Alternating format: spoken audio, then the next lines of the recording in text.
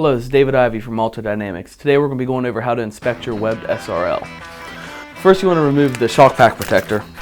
Here you want to make sure the plastic coating is not cut, burned, or deformed in any way.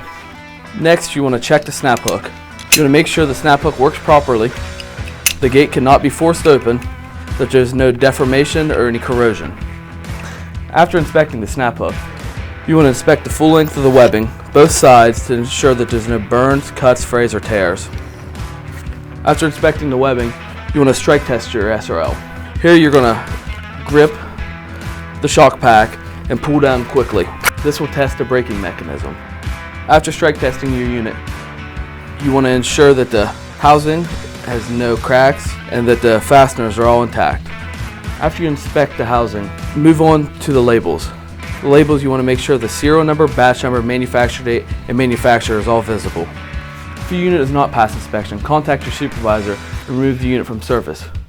Inspection forms can be found on maltadynamics.com. Thank you for watching.